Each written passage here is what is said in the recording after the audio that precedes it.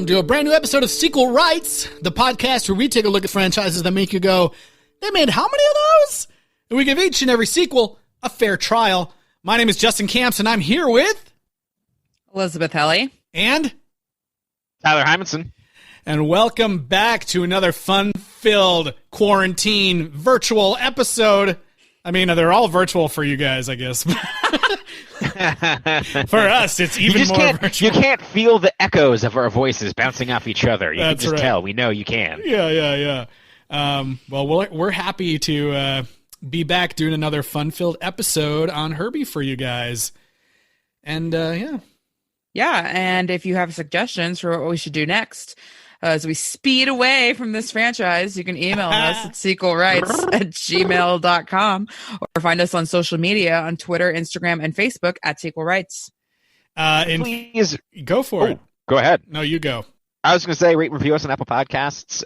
What else are you going to do? Give us some time. Give us a 5-star review. It'd be really useful, and we really appreciate it. Thank you. That's right. And, every time we ask for emails, we always mention that if an email comes in, we'll read it on the air. And we actually got an email this week from listener Matt.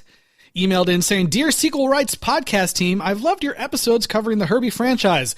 It's so nice to see thorough analyzation of these classic films. Nice. I was curious if you were going to cover the 1997 ABC Herbie TV movie." Oh my gosh. Well, guess what? I'm sure you probably, Matt, if you've been enjoying the episodes, you probably already heard last week. But we are answering this email in real time this week and talking about the 1997 Love Bug.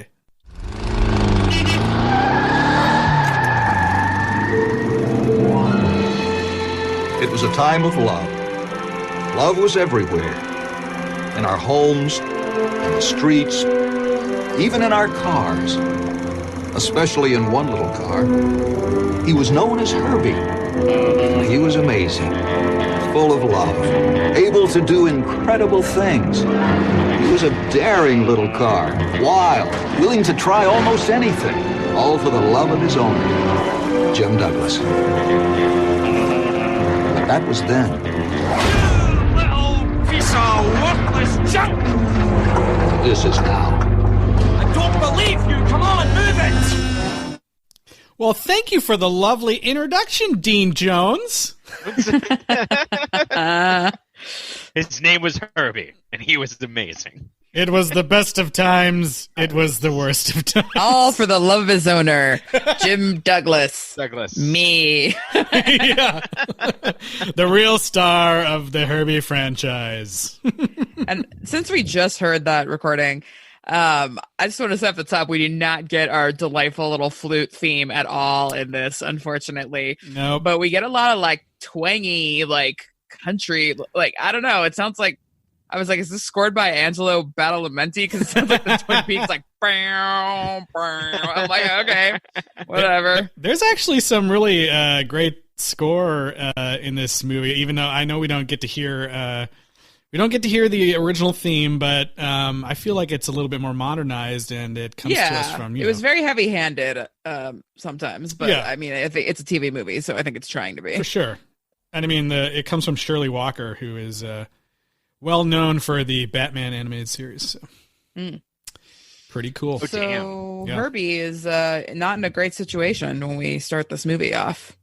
I don't know how he got back from Mexico or Panama. Ends up in a worse situation. Maybe the worst situation we've seen him in any of the movies, but well get to that later. He's in yet another abusive relationship with a race car driver. With one of the two stars of The Mummy that are in this movie. Yes, it must be same casting company or something. Well, I saw that Allison Jones casted this, and I was wondering if she's huge for casting now. I didn't get a chance to look at the IMDb, but I wonder if this was early on in her career or not. Yeah, that's pretty this crazy. movie is well cast. Yeah, and I mean, the movie's got lots of crazy people involved. It really does. Which is makes it quite a lot more interesting, in my opinion. It's directed by Peyton Reed, And if you don't recognize... Loves bugs. Yeah, that's right. Loves bugs. It loves bugs. Don't Love recognize- Bug directed by a man who loves bugs. That's right. He, he went on to do Ant-Man, and he also did Bring It On, the first one. I would love to interview him one day and like make that joke and have him just be like, "Excuse me." Yeah. Do you love bugs? No, like I honestly think that he would probably say that like there's a lot of the Marvel movies in the love bug. Like I could like I see that. Well, especially making sense. especially this movie Yes. where they kind of position Herbie in like a superhero type situation. Yes. Yeah. And there's a funeral at some point. Spoiler There's an alert, origin like, story. Oh Yep. no! Like it's basically the plot of the original Ant-Man where it's like you created something amazing. I'm going to create the evil version of it. That's Yeah, right. pretty much. So this is the first one that is not in theaters at all. Eliz, where was this one released? It aired on ABC as part of the Wonderful World of Disney, which is home to many a pretty good TV movie. Yeah. I think some of them are up on Disney Plus, but this is not.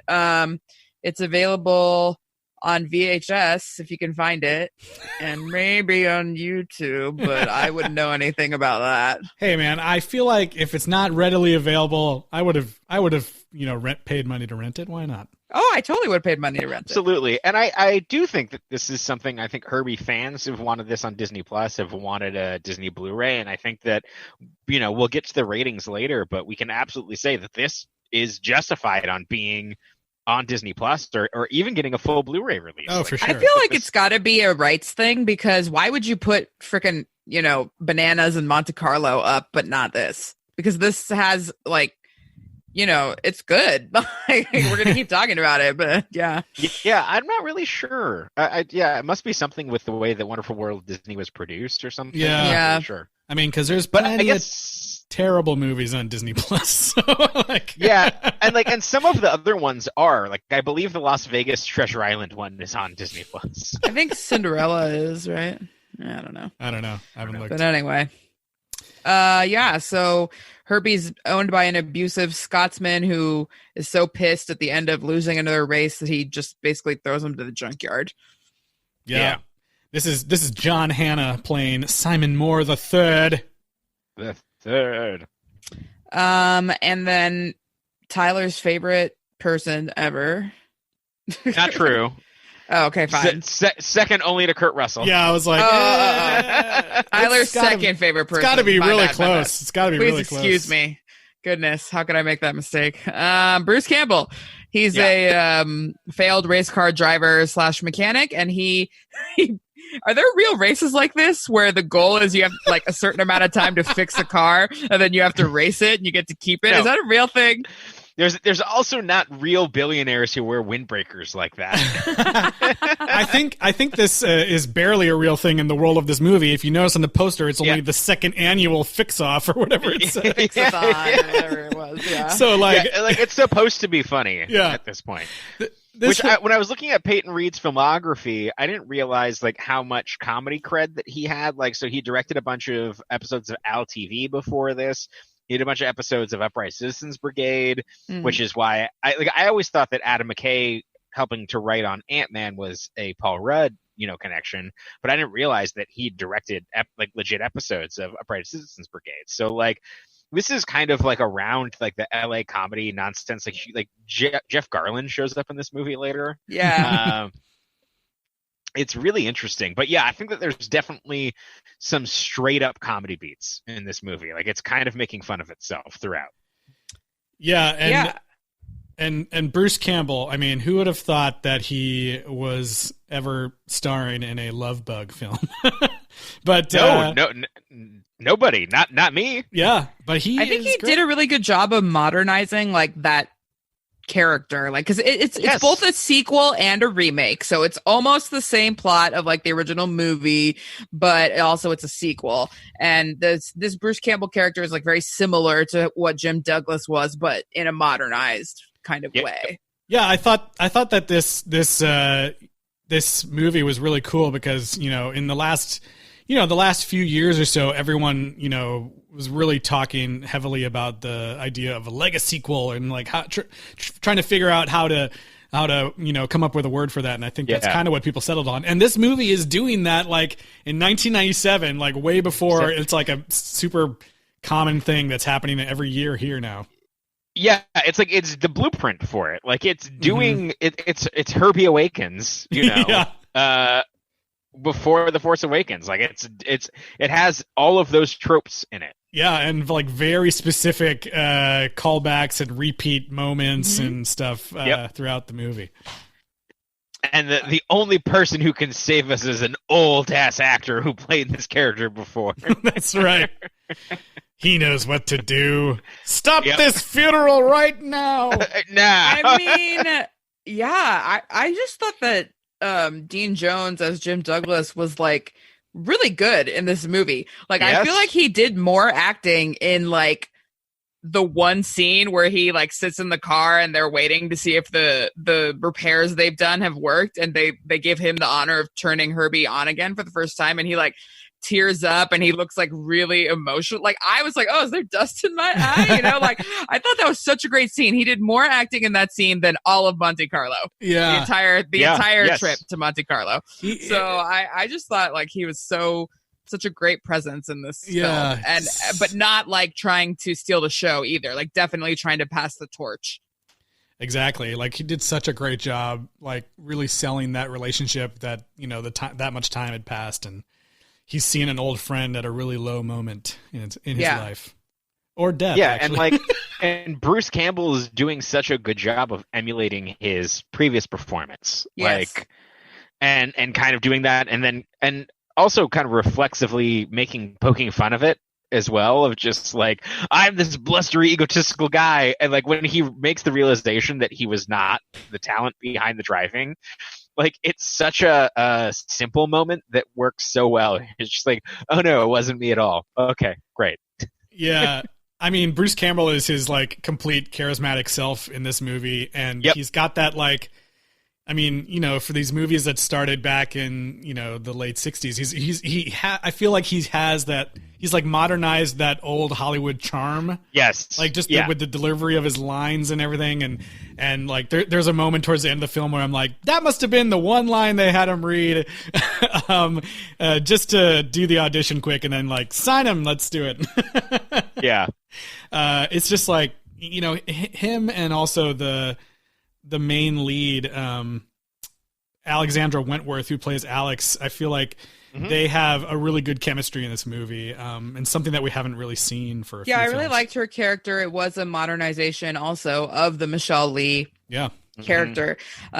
She still knew her shit about cars because she's a reporter for Car Magazine or whatever, and like she was pretty. She, in fact, knew more than both of them. Yeah, and she was involved in this, and she at one point straight up calls out like numerous movie tropes. Like there's a thing where she's like, "Oh, do you expect me to give like a cheerleader speech right now to like convince you that you have the heart to carry on?" Well, I'm not gonna do it, And there's another part where this is probably my favorite part of the movie, when the two men are yelling at each other before they start the race, and she just goes like, "Ugh, this is such a guy thing." And I'm like, oh, good. Somebody's actually just literally calling out that all car racing movies are just dick measuring contests. Yeah. Like, she's just like, I know what movie I'm in, and I'm just sick of it. Like, yeah, right. I thought her character was great. No, there's a really. Oh, wait, sorry. I talked over that. This is such a guy thing. Yes. It's a really fine line to walk of, it's obvious that everyone involved with this movie really loved the Herbie franchise, and they're really holding it up, and there's nothing cynical about this interpretation. No. But they're still kind of poking fun at it in a way that just resonates that love. Like, it echoes it back. And I think that's a really hard thing to do, because it's kind of taking the piss out of it, but at the same, like, you just heard just saying, like, oh, this is such a guy thing. Like, all this racing is bullshit. Yeah. But it still kind of fits within the world, and that's really hard to do. Yeah, there's a moment at the very end that I was like, oh man, these people like really know what they're doing and are really just making like there's a really great meta joke at the end where you see like people, you see like a bride and groom, and the top of, standing out at the top of Herbie, and it's like, duh, duh, duh, duh, and then all of a sudden Alex is like, all right, that's enough, move on to the next thing. Like, and you realize it was like, maybe it was because it was a little bit blurry on the link I was watching, but you're when it first starts, you're like, is that Bruce Campbell? And Alex? You're meant to think it totally is. Oh yeah, no, for sure, because that's the ending. Like, I mean, that's how every the movie is like, they get married at the end. Yeah. It's so funny. It was great.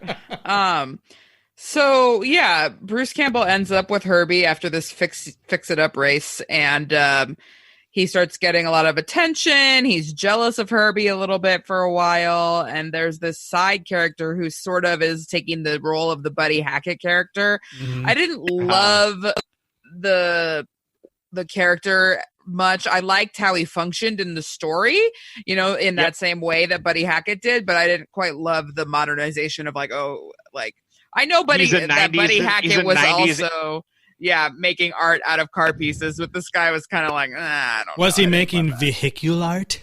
Yeah. A 90s installation artist. Also, this character is played by the same person who's Benny in The Mummy. Yeah.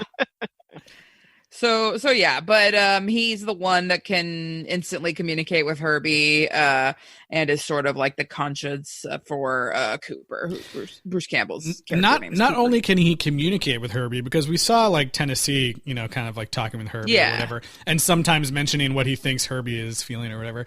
But the last movie we talked about how it kind of introduced Herbie like talking through his horn, like a little voice box. Yeah. And they continue that in this movie.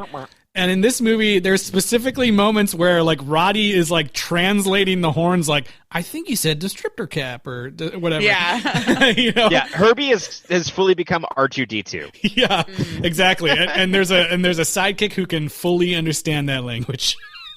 Yep. And Jim can also understand it. Mm-hmm. Yeah. Mm-hmm. Too. Yeah. It's like Han and Chewie. Yeah.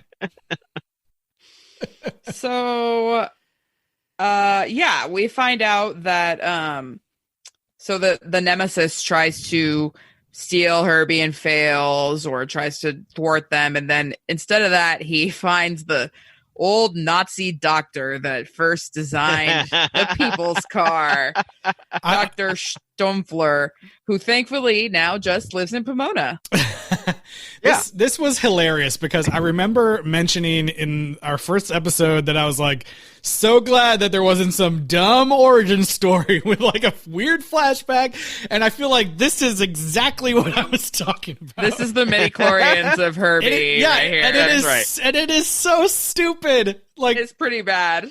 First of all, it was very strange. Like, they work in some of the history of Volkswagen in general, and then it's like the U.S. government thinks this dude made a talking car or something. Okay, but I did love this flashback, the way that it was shot as like a black and white interrogation scene with the narration of the current guy going like, and then they wanted me to make that car for America. And then it would cut to the flashback American general being like, we want you to make this car for America. Like it kept repeating the narration like in really caricature ways, which I was like, okay, that's like really funny. The way that they did it. I think it was trying to be funny. I do think that is what was happening. It was a dumb story, and that the reason, according to this movie, which maybe is not canon, I don't know, the reason Herbie became sentient was that this doctor dropped a picture of his wife, Elsa, into a vat of metal, and then Herbie was imbued with his love for his wife? It makes no sense. There was a moment where I was like, oh, has Herbie been a girl this whole time? It's a solo situation. They're like, oh, the spirit of your ex-significant other is in the vehicle. Yeah. Yep. Yes. Yeah, because... Yet somehow you sold it or let it get away. Yeah, it was very But he found weird. a good home, so it's good. It's fine. I love that, like, yeah, the reasons I don't really like this origin story, I get that it was like supposed to be funny and it is pretty dumb, but like I liked the beautiful idea from the first film that it was just like a happy accident. Sometimes one of the cars is special. And then it really disregards the idea in, what was it, the second movie where a bunch of the cars were alive or whatever. Yeah. Like, no, that definitely didn't happen. Yeah, like, there's a streetcar and a jukebox. It's over-sciencing of it all. It really is. Like, I know I made the joke about the midi-chlorians, but it really is. It's like we've got to keep every piece of original metal and rebuild it. And the only way to make other cars sentient is to take a small piece of Herbie and work it into another car, which is just like, you're over-sciencing it. Yeah. You know? Like, I don't know. I don't mind that so much. Like, I think that's like an old philosophy thing of like, you know, you add one part of a car, it's still the same car. And, you know, like I like if I would have been fine with that thing of it, and especially as a motivation for Bruce Campbell or Hank Cooper for having to give his racing money away to save Herbie, or just him believing this crazy nonsense. But that in concert with the ridiculous backstory makes it all bullshit. It's like Herbie's like a sourdough starter, like a vehicular sourdough. a sentient starter. Actually, we can write our own Bible, and the Garden of Eden is that you take a rib from Herbie. Yeah. God. It was so funny. It was so funny. It kind of it takes it away from like this question of sentience and like just kind of like philosophy, but in my mind puts it more in like the magical realm. Like it reminds me of like a Game of Thrones type thing where it's like, well, we made this new sword out of that old sword, and so then therefore it, you know, that kind of thing. Yeah, it was just more fantasy. It was just the most obvious thing that could have been the origin story. Like, oops, I bumped However, magic the fact dust that is into the origin story leads us to the creation of Horace, the hate bug. I saw someone's like YouTube video that was like Herbie the love bug versus Horace the hate bug, and I was like, that's not real, is it? They don't call him that in the movie, but seems like the fan community has latched on to calling him the hate bug, because I saw multiple references of it. Yeah. And I did think that the concept of Horace was hilarious. And even though we took kind of a weird backstory to get there, I think having a hate bug that is like the opposite of Herbie is really funny. Yeah, and only one can exist. Love versus hate. Love versus hate bug. I did like that this is kind of like a new idea for the series that we haven't seen before, like a real nemesis for Herbie that's not like a person. And then I think that the end design of the Horace the hate bug was really cool, actually. They even used like some CG to make him like scowl. Yeah. I was like, he moves like the cars in the Cars Land ride, where their bumpers like are their mouths like. Yeah, he totally did. I felt like the CG in this movie was actually pretty good. For the 1997 TV movie, yeah. Absolutely. It's because they saved all that money being on the backlot for 700 scenes. Yeah. I love the idea of like Bruce Campbell's like, I need to go look for a Herbie because he left me, and it's like, let me go wander the backlot. If I look on the same street 8 times from different angles, I'll probably find him. I couldn't actually find information on the filming location, but I'm pretty sure it's not the backlot in Burbank, because they don't have a very big like New York street area. It's not like Universal. It was Universal. Was it Universal, or was it like Disney Hollywood Studios in Florida, where there was an extensive New York street area? So I'm not sure. I'm pretty sure it was Universal. Okay. But who knows? Maybe not. Yeah, I'm not. I just know that around this time they were really trying to be like, we actually filmed stuff here, so that the theme park would seem legitimate. Yeah, so it's definitely possible. But anyways, the hate bug is even more hateful than its owners, and it like actually wants to kill Herbie. Yeah, it's actually pretty scary. I mean, it makes growl. Yeah, it makes like growling noises and evil monster sounds. And it succeeds briefly. It straight up murders Herbie. Yeah, that was really dark. This movie goes to some really dark places, you guys. To the point where, like, Herbie gets, like, pancaked by this other car. It's, like, off screen. and like where the minion gets sent out to like I'm gonna mess up Herbie, and he gets out a baseball bat and he's like, your time's up, and then the car just like zooms off, and then it's just his reaction, just like, oh god, no, like humanity. We hear the sounds and of Herbie getting brutally killed. In a back alley. And then Bruce Campbell acts the shit out of just like laying over the carcass and be like, oh buddy, like we'll save you. It's like a crazy shot where he like sits on the ground, leans on Herbie's dead corpse, and the camera like pans out to an overhead shot, and I swear to God I thought he was gonna go no, but he didn't. He just looked very sad. Going for it. Like, he's going for it. Like there's no camp in that scene. And then as they pan out from this death scene, they come in on like trees and grass, and in every movie that signals to you, okay, now we're gonna have the funeral scene. And I was like, a funeral scene? I know. They're not gonna do that. That can't be it. And no, it's definitely it. It's a big old box with Herbie's dead body inside. Yeah, it's not a big old blue velvet lined box. Yeah, exactly. I'm like, it's not just a box. It's actually a casket. They open it up and it's got the lining. Yeah, and they've gathered in all black clothes, all four of the characters, to have an actual funeral where they're going to put this car in the ground. 5 graves. Yeah, and honestly, I know that they're referred to the nice guys in the movie, but like Herbie in the alley looked like he was still pretty much. Like, he was crushed a little bit, but it looks like they really had to crush him down and squish him into that box, because he was not flat like that when they found him. So I don't know. They might have killed him even more. Then, like, in the same car, for some reason, although it's not clear how or why they know each other, Jim Douglas and Dr. Stuffler, the Nazi doctor, show up at the funeral and stop them from like lowering their grave into the ground. This was another amazing moment where the blurriness of the video kind of helped it. The music was like, dun-dun-dun-dun-dun, and it was like he was still so far away and this was blurry. I was like, who is that? And I'm like, who's it going to be? Jim Douglas. And it's like he practically walks all the way up to the camera before it's like, oh shit, it's Jim Douglas. This is the part of the movie that felt the most like a Marvel movie sequel boot thing. Yeah, exactly. It's like you got to have like one person from the original, other than Herbie, obviously. Yeah.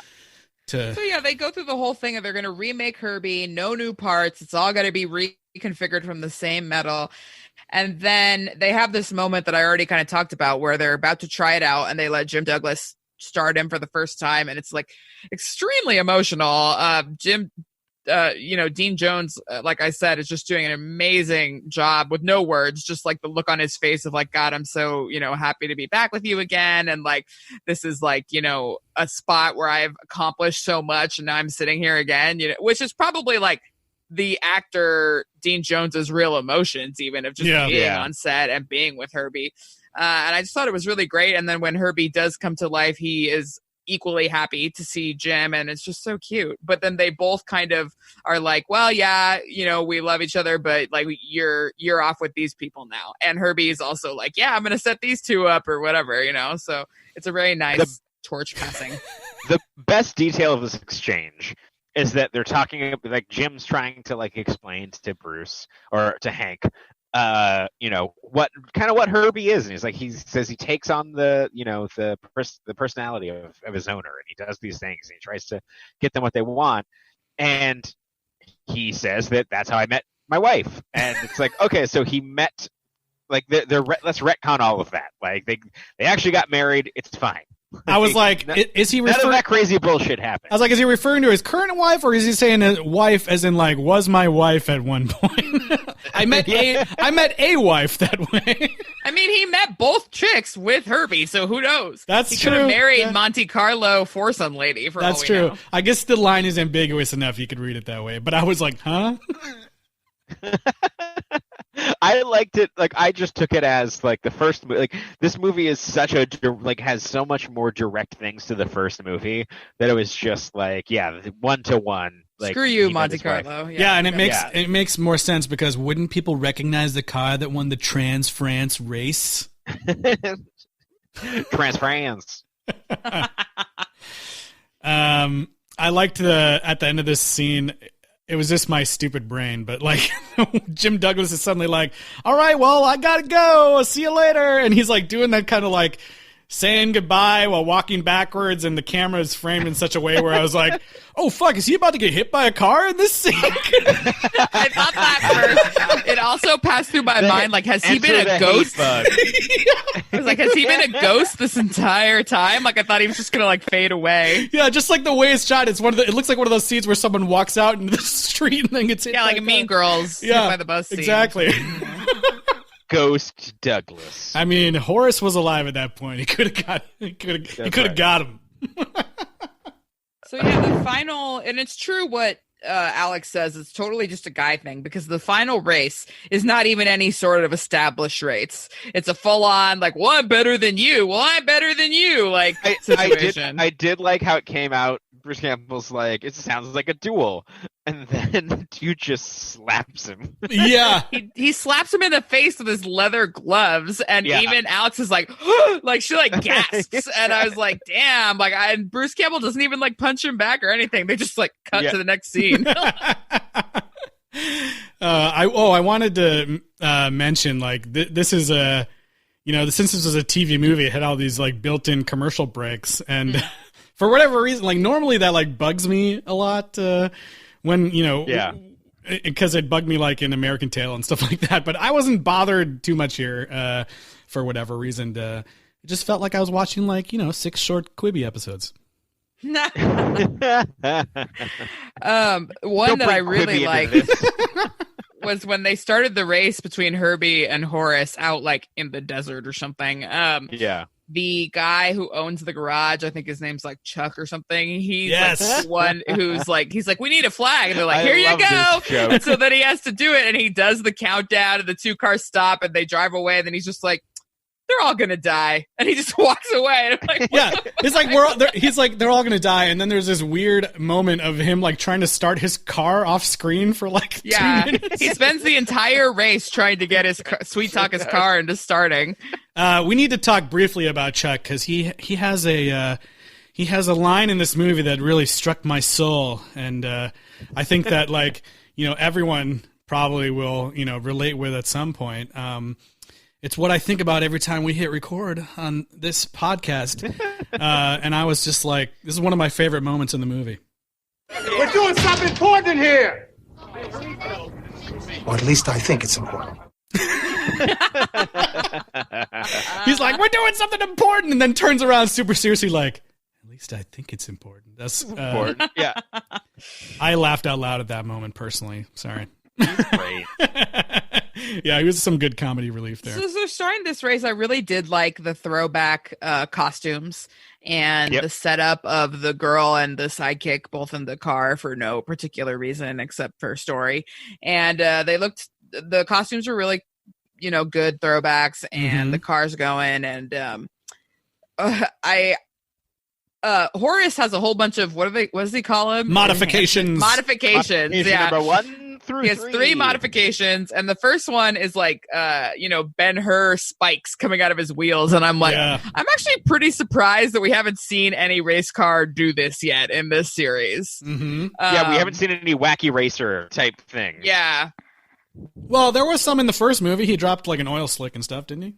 Yeah, but like I feel like the Ben-Hur spikes are pretty classic there. Yeah. And I thought the race was actually shot really well and has a lot of those race-like elements that we've been missing in some of these films. Yeah, this was a moment where I was like, oh, this is actually kind of thrilling. And I feel like, I don't know if this is where you were mentioning that the score was heavy-handed, but I felt like Shirley Walker's score in this moment was like really kind of like doing a lot of heavy lifting for some scenes that might not have been, as action-packed as they had hoped or something. But and actually is pretty scary, like some of the later it's pretty scary. He cuts the tire and they spin out, and then later he shoots grenades at them and they're like dodging the grenade explosions, and it's pretty that intense. was awesome. I loved that moment. It's a pretty amazing shot of some CG when the grenade's popping up, and then some practical like explosions. I was like, this looks really, really good. And like the car is actually swerving from in the air explosions. And then the in third real time. modification is a laser knife. A gold finger. It's a callback. It's a callback laser. Yeah. It is, and I was really happy when I first saw it because I was like, "Oh my god, they're gonna cut the car in half! Like this is it. This is what we've been waiting for since the first movie, you know." But they cut it in half, like the, sideways. Yeah, like the long way. They did in the first way. They did it. It was side to side. This is front to back. Yeah, this is front to back. So it's a little bit weirder because after they cut it in half, both sides are still able to go independently, despite the fact that they would be like totally off balance and all the stuff would be cut. But yeah, that would have happened with the other way too. Like the car would have tipped forward and dragging the back of the car. Yeah, I guess it was just a little bit more believable because you at least have one wheel on each side. Yeah, I guess physics-wise, this would work better because it was moving fast. It was like a bicycle where the other one would not work at all. Right, it would just tip forward immediately with Buddy Hackett. Yeah, although the motor was in Buddy Hackett's part. That's true. That's true. I don't know. Anyways, neither one makes sense, but this one it was a little bit more crazy because then the Horace drives through the gap left by the two sides and everything. Yeah, whereas, I love how they were like we need to bring Herbie back by making every part like it has to be everything's just so, and it's like he isn't even a fucking engine. Like just let him like he's magic. Like let him drive separately. I will say that the rigs were obviously built on motorcycles for each side of the car, and it looked great. Yeah. It looked really cool. Yeah, it was funny. I mean, it's like it's not like I wanted to see the same stunts in every movie or anything, but it's funny that it takes like this TV movie so many years later to bring back some like really interesting looking and cool stunt moments. Yeah, that we didn't get out of the full-fledged feature-length theatrical and they movies. Have the benefit of technology, of course. Yeah, you know, they can do these things more easily because the technology is better, and so you don't need as much money to do it as you would have in 1977 or whatever. Sure. But yeah, it's just like really like nice and cool the way that they do it. Yeah, and I mean, I don't feel like they were going nuts with the CG. The only one that was like really hilarious was when he's doing like the hydraulic stuff. Yeah. He's doing it. You get a moment where, you know, in the first movie, they see those hippies and they race. And this one, they see these guys with a hydraulic car and they kind of like, you know, do a hydraulic car battle. And afterwards, the guys in the other car are so impressed. They're like, oh, that's great. Cool. Wow. Excellent. Woo! Wow, way cool. Really cool. Yeah. Oh man. And so we should have mentioned the stakes of this race is that the winner gets both cars, both Herbie and Horace. Yeah. And so the fact that Cooper and Herbie win, Horace is so upset that he then kills himself. This was so messed up. I was like, what is happening? I mean, he literally flies off the cliff, falls into the ground, and like descends into hell. Yeah. Like you actually see, I mean, I understand it's the car burning and exploding, but they make it look like the flames of hell are enveloping him. I loved this. Like I was like, what? And then here comes Jeff Garlin to be like, to run down this like racing devil car, disposing of said devil car. It was so messed up. I mean, it's obviously supposed to be like a hell metaphor there, because it's like he goes into this pit, fire comes up, and then it's like screaming demon noises, like like it's like you're burning some hell monster. I thought he was just driving off, and I was like, oh shit, he's still gonna be out there. Yeah, but no, he kills himself. Horace is Ultron. That's my fan. Which I feel bad that this monstrous car was made against his will, and then he goes and kills himself. And after all of the suicide stuff we had going on in the first movie, I feel bad that this is like played for jokes a little bit. But yes, but there's a full Mary Shelley take on this. Yes. Yeah, I'm gonna say Horace is definitely not really dead, and so in a future movie, we should definitely see someone like going back to that site and finding some pieces of him and being like, he lives. I can rebuild him. Yeah, I totally was like, oh, he must have killed himself because he was so mad at his own existence is what I thought. I don't know. It was weird. It was really more that he was just still trying to kill Herbie and then he flew off. But yeah, he went too fast. Definitely a suicide fall. It was the classic Icarus story. He drove too close to the sun. Yep. Well, I don't know if you wanted to talk about. Well, we didn't really mention the non-entity of Mr. Serious Mucho. Get it? Mickey Dolenz. As what was his? Oh yes. What was his name in the movie? It was Donnie Schatz. Is that the rich guy? Yeah, the guy who drives like all the crazy cars, space car and a shark car and everything. Yeah, I did like the shark car. The shark car was awesome. He kind of comes in and like has a hero moment where he lets them use all the equipment so they can rebuild Herbie, but it definitely wasn't like as much of a developed character or as much of a plot line as Benson Fong was in the first movie. It's weird. It seemed very much like, oh shit, we can get one of the monkeys? Cool. Yeah, exactly. I know. I thought it was going to be like a big thing, and he was going to have a bunch of funny moments or something, but it was just kind of like, nope.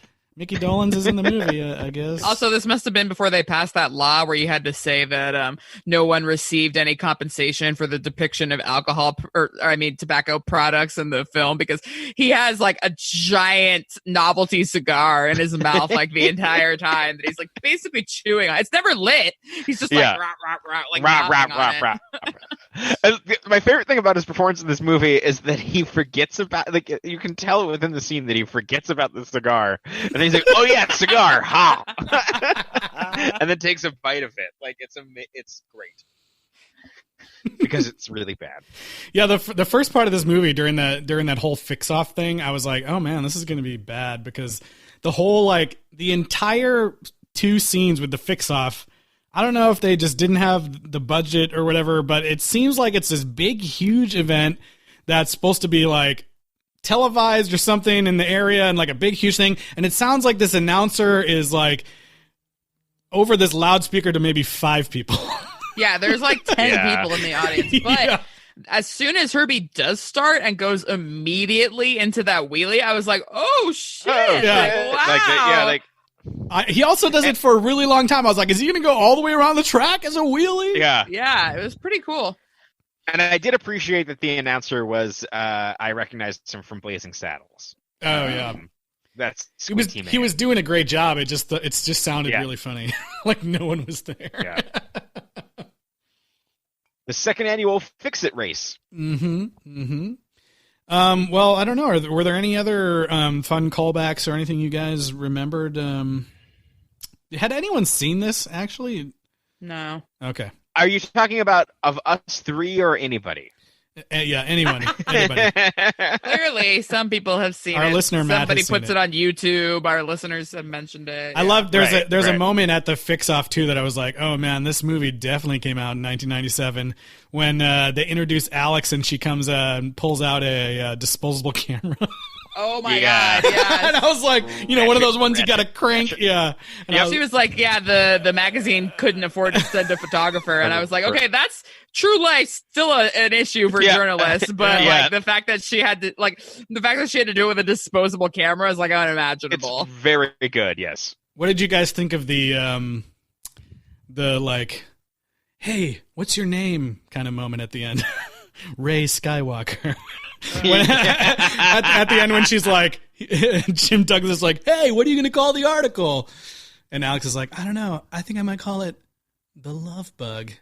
I thought it was okay because it was like the title of the movie, and also like they markedly never say it in that original movie because there's all that stuff about how they were going to call it like Boy Car Girl Thunderbug, or whatever. Boy Car Girl. All these other names.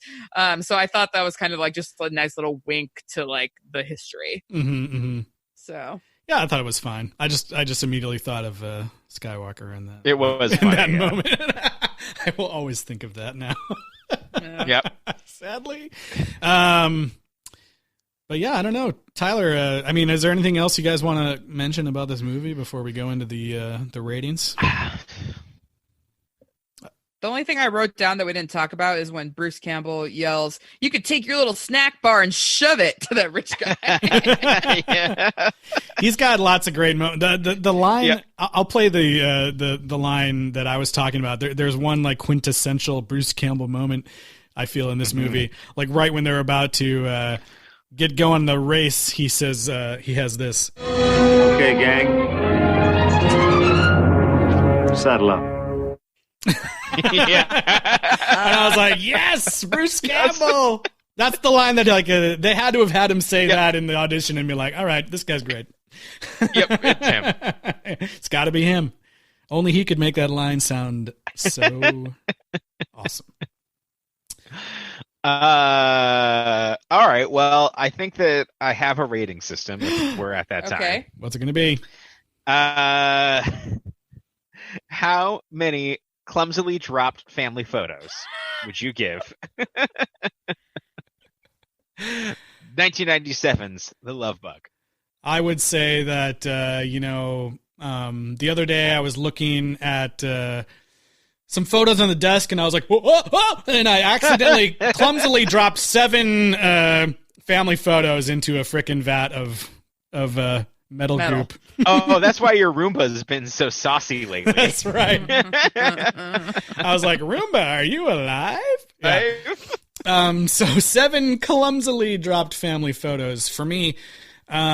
I think this is pretty good. I mean, I kind of, I had seen that it was Bruce Campbell, so I was like, okay, that at least is going to be fun, maybe. But since it was a TV movie and hard to find anywhere, I was like, oh, this must be really bad. And I was very pleasantly surprised. I feel like it really, we all mentioned it throughout the episode, I think, that we feel like it really honored the original film and does enough different stuff that I feel like it's a worthy film to enjoy. If you're going to sit down and watch a bunch of the, Herbie movies, you can skip some of the ones that were, maybe released in theaters, but jump to this one. I really liked it.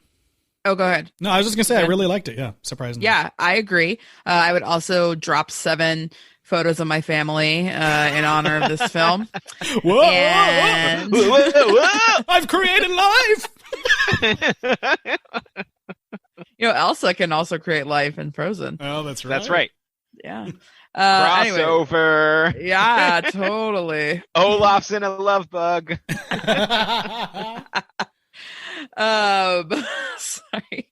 So yeah, I also really liked it. I was pleasantly surprised, and I much preferred it to the last 3 movies, honestly. Like, I know I said that I liked the Bananas better than Monte Carlo and Rides Again, but this one I like better than any of the last 3 films. And I don't know why they don't. I mean, it's probably a rights thing, like we said, but yeah, I think they should totally put this one up on Disney Plus and whatnot.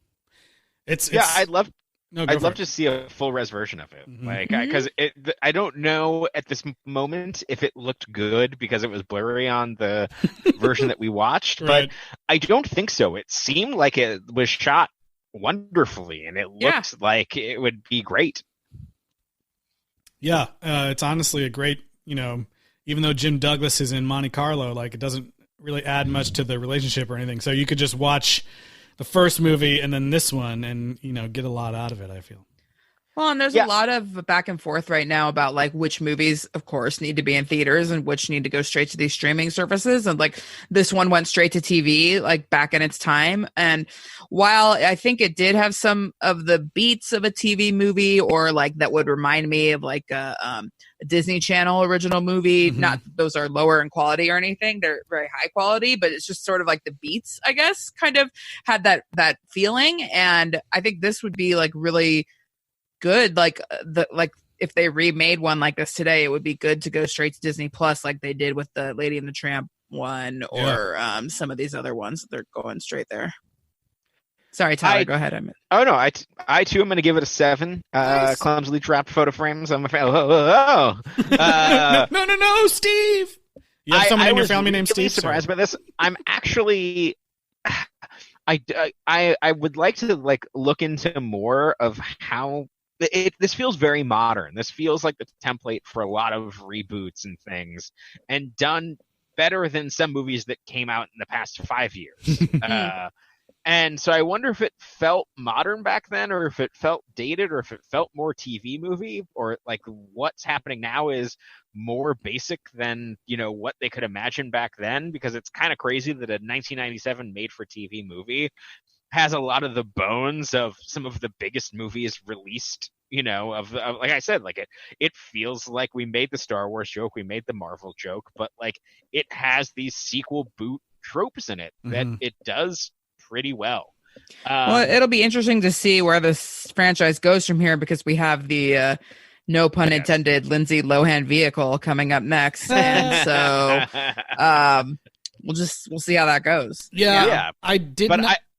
Go ahead. I was just gonna say I didn't have time to look up. Like, I wanted to try to look up and see if there were any reviews of the movie, because I would be curious how many people watched it, and if they were like, "Oh, Disney's trotting out a tired old franchise" or something. I couldn't find any like reviews of the time. I could just find like people's blogs that have like looked at it since. I will say that it has a pretty compared to the rest of the movies, it's a 7.5 on IMDb, which is higher than most, but also when it's something that a lot of people haven't seen, those numbers are definitely skewed.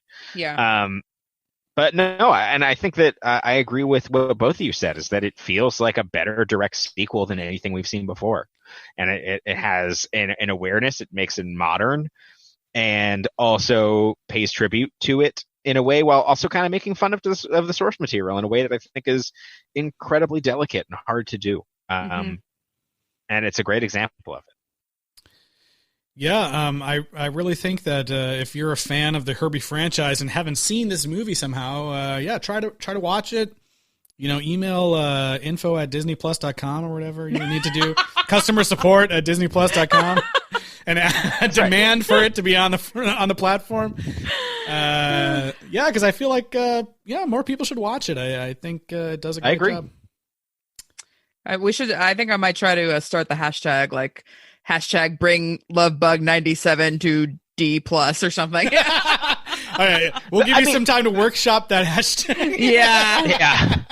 There's a lot of movies of 1997 that feel very 1997, and aside from but even if it was just like a 90s set movie, like the sculpture artist thing would feel like a joke. Like even that feels like a self-aware joke. Like it's not it like the Love Bug, it has that timelessness to it. Where it doesn't feel necessarily of 1997. No, only that disposable camera was like the only thing that was like, ugh. Exactly. Else was like, it could be now. They didn't try to weirdly. I mean, I guess the Horace had a tracking system that was really funny looking at one moment, but they didn't try to it wasn't like they're suddenly like, we're gonna put computers in Herbie and make him go faster. Like, who knows? Maybe that happens in the next movie. I don't know. They're gonna put NOS in it. We've souped him up with nanobots. I don't know. I think they made the smart choice of like just kind of taking focusing on the charm and not trying to modernize it too much. Definitely. So we mentioned what's coming up next is Herbie Fully Loaded. Loaded. Which starring Lindsay Lohan. Yeah, I saw this movie when it came out, but I'm pretty sure I did too, but I have no memory. Yeah, so I did not. I don't remember it much, and I'm really excited actually to watch it because, at the time I hadn't seen any of the other Herbie movies, so I'm like excited to now watch it again and see kind of what callbacks or whatever they might have in there. That probably went right over my head when I watched it. Long ago. I am a huge fan of Lindsay Lohan's movies. Like, I don't, whatever. So I went to go see this, but I don't remember anything about it. So, and I believe it's a Tom Lennon, Ben Garant written script. So I believe it sure is a comedy bent to it. Yeah. All right. Well, we'll have to see. We'll discuss that and what are fully loaded baked potatoes, what those involve as well. Yeah. So have that ready. Herbie has got guns in this one. Guns that are fully loaded for murder. He's finally going to get his revenge. I mean, I was talking bacon bits and chives. No, I know. You're talking potatoes. But yes, that is gonna bring us to the end of the franchise soon next week. So send us your suggestions for where we should go next at sequelrights@gmail.com and on Twitter, Instagram, and Facebook at sequelrights. And please rate and review us on Apple Podcasts if you get the chance. Listening through our Herbie episodes, listening through our Missing in Action. I just saw that Shout Factory was posting out their Missing in Action Braddock 3 Blu-rays. Oh my god! So you go back and revisit those. If you're revisiting any of these franchises in quarantine, let us know. Let us know in the reviews, and we'd really appreciate it. I want to mention, too, my quarantine project is to try and get all the back catalog up on YouTube and on Facebook as video files, because I know a lot of people like to listen to podcasts that way as well. So, I'm chugging along on that. So it's not all there, but you can go find certain episodes. Yeah. Check those out on YouTube, Facebook, and wherever you listen to podcasts. And we'll see you guys next week for Herbie Fully Loaded.